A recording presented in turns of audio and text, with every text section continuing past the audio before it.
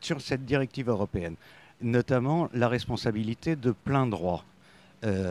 Vous êtes contre, mais est-ce que ça ne serait pas en même temps un gage de qualité pour le client, en gardant cette responsabilité de plein droit? Ah, ce n'est pas du tout notre position. C'est-à-dire, la responsabilité de plein droit, aujourd'hui, elle est utilisée par des juges. Le consommateur ne le sait même pas d'ailleurs, par des juges pour nous pénaliser.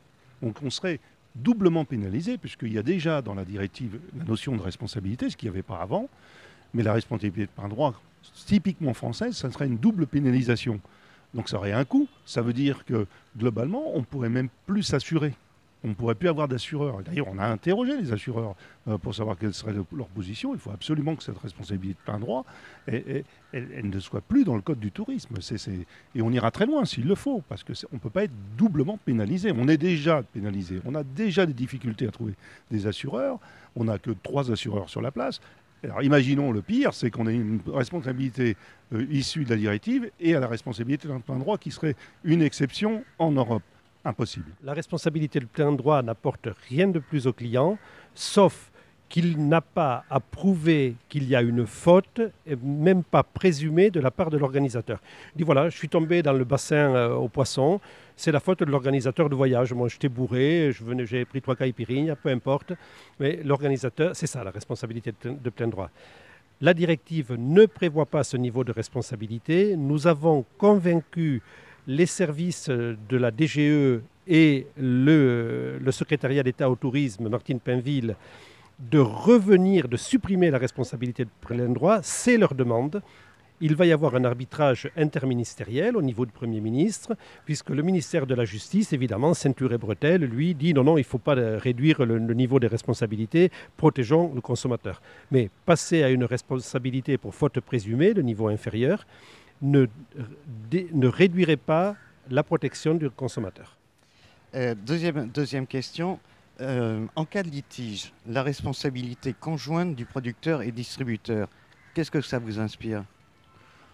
Bon, c'est ni plus ni moins ce qui se passe aujourd'hui depuis des années. C'est-à-dire à chaque fois qu'il y a eu un problème avec le client, le rapprochement entre le distributeur et le producteur a été intelligent de telle manière de résoudre le problème vis-à-vis du client.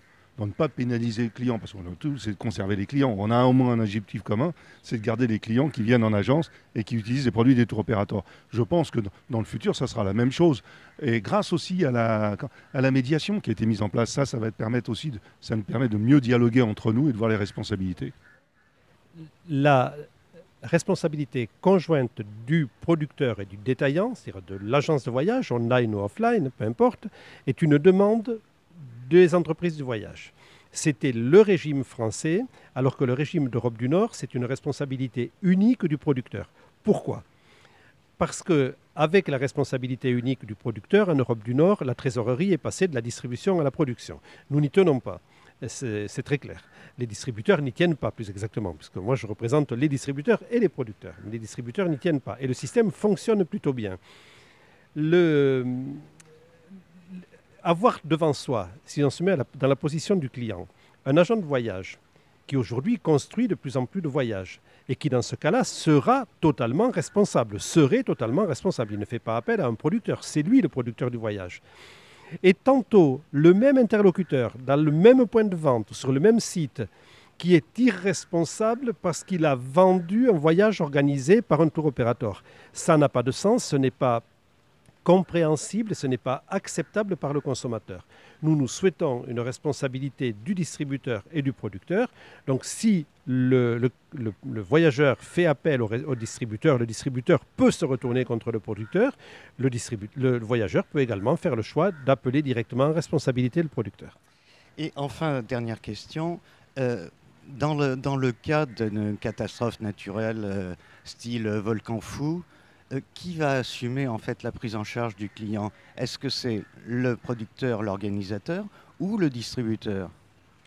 C'est celui qui avait créé le forfait, qu'il soit distributeur ou producteur, qui aura cette obligation pendant 3 jours d'héberger le client. Nous, on a fait mieux. Quand il y a eu le volcan, on a hébergé nos clients parfois plus de 3 jours ou quoi que ce soit.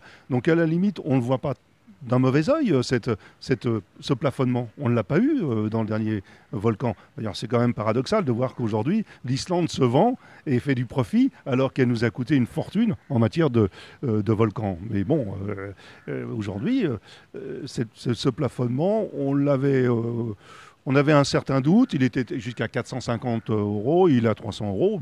Dans certains endroits du monde, c'est un avantage pour nous. C'est celui qui prendra en charge l'hébergement, c'est celui qui a organisé le voyage. Là, on n'est pas dans la notion de responsabilité, mais la notion de circonstances exceptionnelles. Donc, c'est celui qui a organisé le voyage qui sera responsable de l'hébergement. C'est une responsabilité lourde, c'est une responsabilité qui va majorer le prix des voyages, il n'y a pas de doute.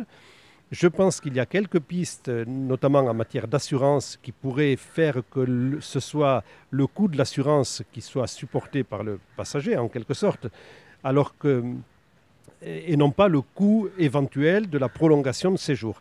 Mais aujourd'hui, c'est celui qui est l'organisateur de voyage qui prendra cette responsabilité. C'est le distributeur s'il a fait son travail d'assembleur. C'est le producteur si le distributeur a revendu un voyage organisé par un tour opérateur. Et donc en fait, cette directive entre distributeurs et producteurs, il n'y a pas d'opposition. Non, il n'y a pas d'opposition. C'est pour ça qu'on mène des travaux de front ensemble, sans aucun problème. Alors il y a peut-être des points qui sont plus importants pour l'un que pour l'autre. Nous, c'est vrai que la responsabilité de plein droit, c'est très important. Pour les distributeurs, la notion d'immatriculation, c'est une chose importante. Donc on a comme ça entremêlé nos points les plus importants entre nous. Et puis c'est ce qui fait que globalement, on arrive unis dans la négociation.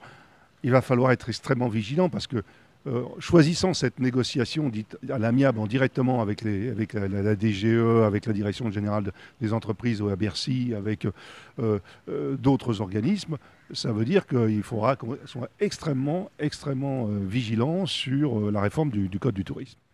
Chaque fois que nous allons à Bercy pour ces négociations, nous nous sommes préalablement mis d'accord, CETO, entreprises du voyage, APST et éventuellement d'autres intervenants comme le CEAG s'ils sont concernés par le sujet, nous nous mettons préalablement d'accord.